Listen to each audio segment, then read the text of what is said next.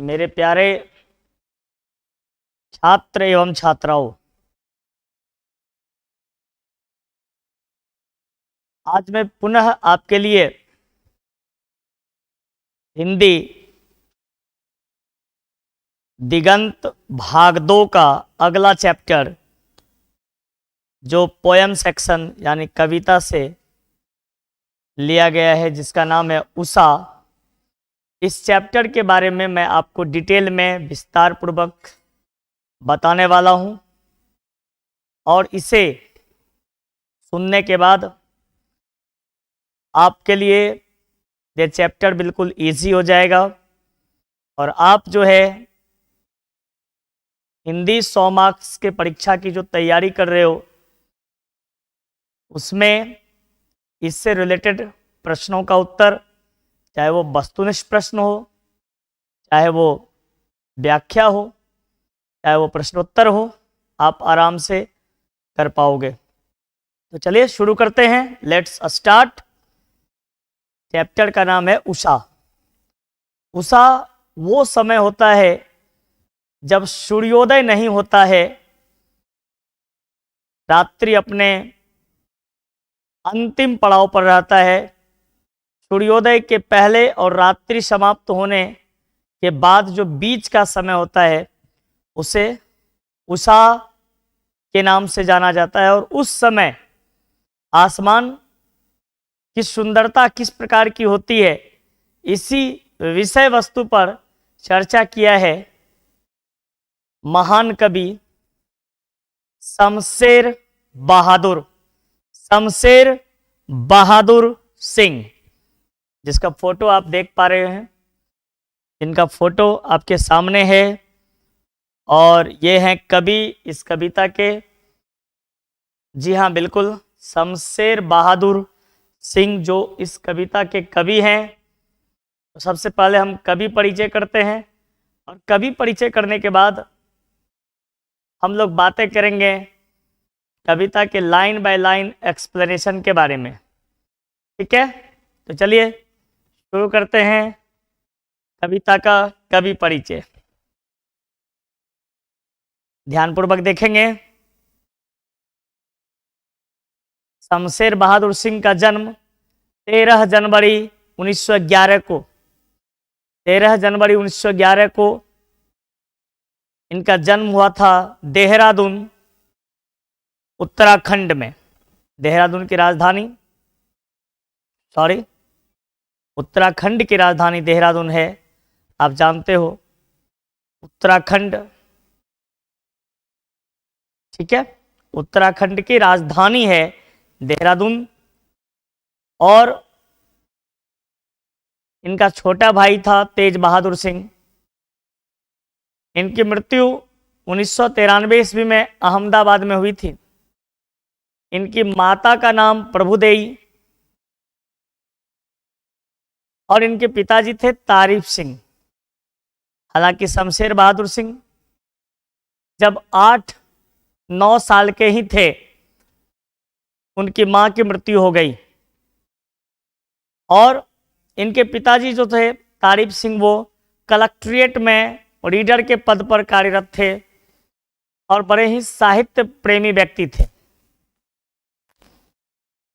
इनकी प्रारंभिक शिक्षा ननिहाल में हुई। 1928 स्कूल में हाई स्कूल पास करने के बाद 1928 ईस्वी में हाई स्कूल पास करने के बाद इन्होंने जो है 1931 ईस्वी में इंटर और 1933 ईस्वी में बीए इलाहाबाद से किया। 1938 ईस्वी में एमए फर्स्ट ईयर की पढ़ाई की। आगे की पढ़ाई इनकी नहीं हो पाई। 1977 ईस्वी में साहित्य अकेडमी अवार्ड से इन्हें सम्मानित किया गया। इनकी शादी जो है वो 1929 ईस्वी में हुई थी और इनकी पत्नी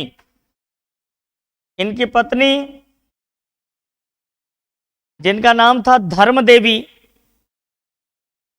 1933 ईस्वी में टीबी रोग हो जाने के कारण इनकी मृत्यु हो गई और आगे का जीवन उनका जो है वो परिवार विहीन ही रहा।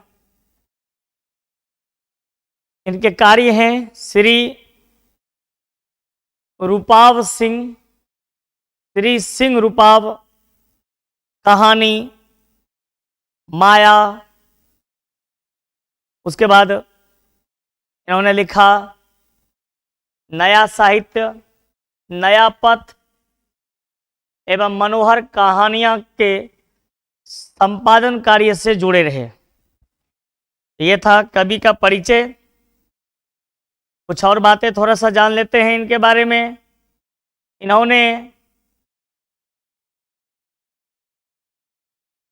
हिंदी कोश का संपादन किया, उर्दू हिंदी कोश का संपादन किया इन्होंने। ये सन 1981 से 85 तक, सन 1981 से 85 तक प्रेमचंद सृजन पीठ विक्रम विश्वविद्यालय उज्जैन के अध्यक्ष रहे। अच्छा, 1978 ईस्वी में सोवियत रूस की भी इन्होंने यात्रा की, सोवियत रूस। 1989 में इन्होंने जो है कबीर सम्मान प्राप्त किया।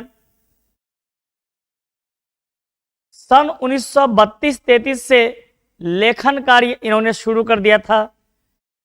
तो शमशेर बहादुर सिंह की रचनाएं जो है वो प्रकाशित हुई 1951 ईस्वी के आसपास, और फिर बहुत सारे किताबों की रचनाएं इन्होंने अपने जीवन में किया। कुछ किताबों का नाम देखिए आप, जैसे दूसरा सप्तक है, कुछ कविताएं हैं, कुछ और कविताएं हैं। चुका भी नहीं हूं मैं इतने पास अपने उदिता। साथ ही साथ इन्होंने लिखा बात बोलेगी काल तुझसे होर है मेरी, टूटी हुई बिखरी हुई कहीं बहुत दूर से सुन रहा हूं मैं, कहीं बहुत दूर से सुन रहा हूं सुकून की तलाश।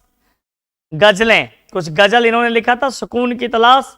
इसके अलावा इन्होंने डायरी, विविध प्रकार के निम्नलिखित प्रकार के निबंध और आलोचनाएं भी लिखी। ये था शमशेर बहादुर सिंह के बारे में कुछ खास खास बातें। आप एकदम इत्मीनान से, इनका जन्म 1911 में, मृत्यु 1993 ईस्वी में, और इनका जन्म कहाँ हुआ था तो देहरादून में, उत्तराखंड में। सारी बातें आप जो है इत्मीनान से अपने दिमाग में सेट करेंगे, एक दो बार पढ़ के, एक दो बार समझ के। अब मैं जो मुख्य बात है जिसमें आपको थोड़ा सा परेशानी होता है कि कविता का लाइन बाय लाइन समझने में जो दिक्कतें आती है आपको, मैं उसे बताना चाहता हूं। तो इसको सुनते हैं फटाफट। देखो, एकदम से रिलैक्स मूड में समझना है। आप इमेजिन करिए वो समय जब उषा होता है, यानी एकदम से सुबह का समय, जिस समय एकदम से जो है आसमान में सूर्य का उदय नहीं होता, और उस समय जो है रात्रि भी लगभग समाप्त हो जाती है। उस समय जो है भोर का समय उषा कहलाता है, और उस समय जो आसमान की सुंदरता होती है वो देखने योग्य होती है। उसी पर कवि ने वर्णन किया है। कवि कहते हैं, प्रातः नभ था बहुत नीला शंख जैसे भोर का नभ। कवि कहते हैं कि सुबह का जो आसमान, जो भोर के समय का जो आसमान था, वो देखने में एकदम से नीला, शंख के समान, ठीक है, दिखाई देता है। प्रातः नभ था बहुत नीला शंख जैसे। प्रातः जब हो जाती है, जब सुबह हो जाती है, तो उस समय जो नीला, जो आसमान होता है वो नीले रंग का होता है। लेकिन जो भोर का नभ होता है वो देखने में कैसा होता है, राख। यहां पे आप देखेंगे राख से लीपा हुआ, राख से लिपा हुआ चौका अभी गीला पड़ा है। यानी कभी कहते हैं कि भोर के समय जो होता है, उस समय जो आसमान होता है एकदम से काला काला होता है, जैसे कि काला राख जो होता है उससे किसी ने घर में चौका लगा दिया हो। चौका तो आप जानते हैं, जहाँ पे मिट्टी का घर होता है वहाँ पे जब खाना पीना खाते हैं लोग, तो वहाँ पे चौका लगाया जाता है राख से, गोबर से। तो वैसा ही आसमान दिखाई दे रहा है। ठीक है। बहुत काली सील जरा से लाल केसर से। कभी कहते हैं कि उस समय जो है आसमान एकदम से काला होता है, और उस काले आसमान में ऐसा लगता है जिस किसी ने जो है केसर, केसर जो होता है, केसर का केसरिया रंग जो होता है, उससे किसी ने उस लाल काले सील को, यानी लाल काला जो जो काली सील होती है, काली सील समझते हैं कि जैसे आप लोग घर में देखे होंगे जहाँ पे हम लोग चटनी वगैरह पीसते हैं, तो वो जो पत्थर होता है उसको हम लोग सील कहते हैं, कुछ लोग सिलबट्टा भी कहते हैं। तो सील जो होता है काला होता है, और उस पर जब कोई लाल रंग का केसर लेकर के इसे मल दे तो एक अजीब खूबसूरत दृश्य आपको देखने के लिए मिलेगा। और वैसा ही सुंदर दृश्य भोर के समय आसमान का होता है, मानो कि काले सिल पर किसी ने केसर से, लाल केसर से ऐसे पूरी तरह से उसको लाल केसर से घिस दिया हो, जिससे कि काले सिल पर हल्की हल्की लालिमा दिख रही है, उस तरह का दिखने लगता है। आगे देखो कि जैसे धुल गई हो स्लेट पर यह लाल खड़िया, चौक मल दी हो किसी ने। और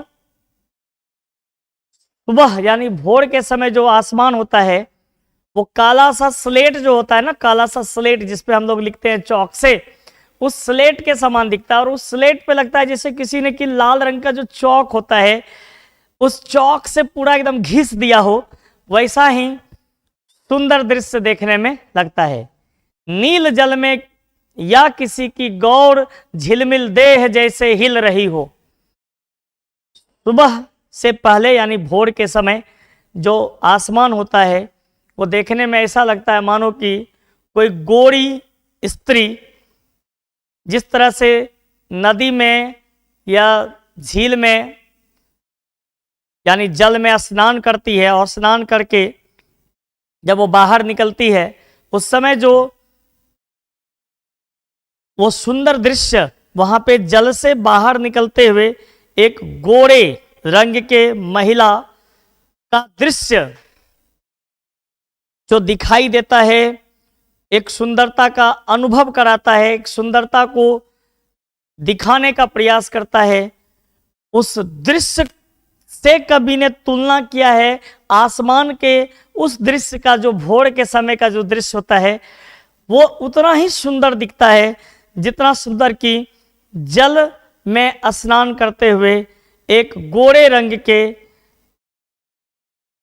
महिला का जो है दृश्य, शरीर जिस तरह से झिलमिलाते हैं उसी तरह से वो सुंदर सा दृश्य आसमान में दिखाई देता है।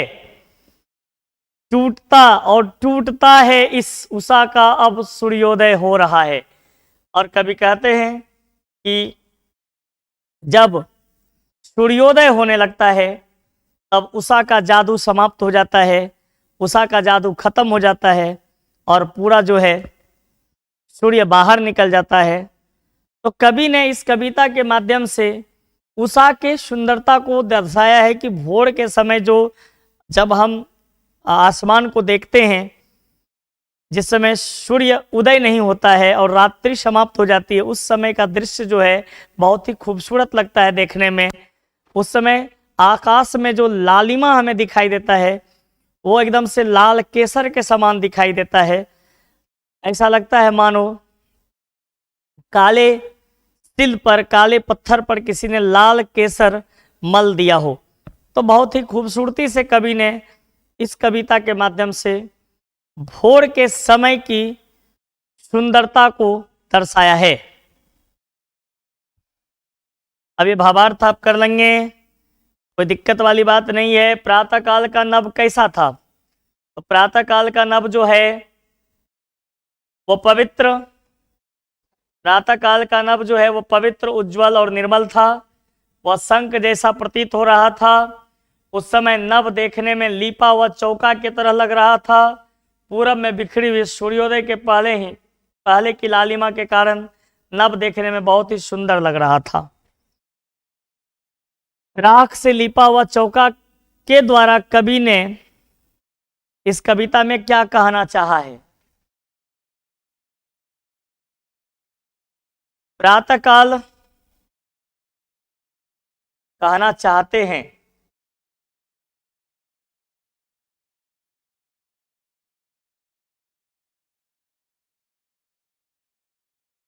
कभी कहते हैं कि, यहां देखो, कभी कहते हैं कि, यहां से उत्तर शुरू है। आपके बुक में आंसर आपको दिया गया है। कभी कहते हैं कि प्रातःकाल का नभ पवित्र एवं निर्मल है। जिस प्रकार चौका लीपने के बाद कुछ समय तक किसी को चलने फिरने नहीं दिया जाता है ताकि उस पर पैर का निशान ना आ जाए, उसी प्रकार भोर के नभ में प्रातः की ओस के कारण गीलापन है और वह बिल्कुल पवित्र एवं निर्मल है। बहुत काली सील जड़ा से लाल केसर से कि जैसे धुल गई हो। प्रस्तुत कवि पंक्ति में कवि शमशेर बहादुर सिंह कहते हैं कि इस कविता यानी कविता जो है उषा से ली गई ये जो पंक्ति है, इसमें कवि इस बारे में बताना चाहते हैं कि नीले आकाश पर सूर्योदय से पूर्व की लालिमा के प्रभाव के कारण ऐसा लग रहा है जैसे काली पत्थर पर केसर रगड़ने के बाद उसे धो दिया गया हो, जिससे कि उस काले पत्थर का सौंदर्य बढ़ जाता है। उसी तरह से उषा का भी सौंदर्य बढ़ जाता है। ठीक है, तो इस तरह से आप क्वेश्चन आंसर देख लेंगे। किसी भी क्वेश्चन आंसर में कोई प्रॉब्लम नहीं होगी, क्योंकि आपको जो है हमने भावार्थ समझा दिया है। तो भावार्थ से ही हर प्रश्न का उत्तर आपको मिल जाता है।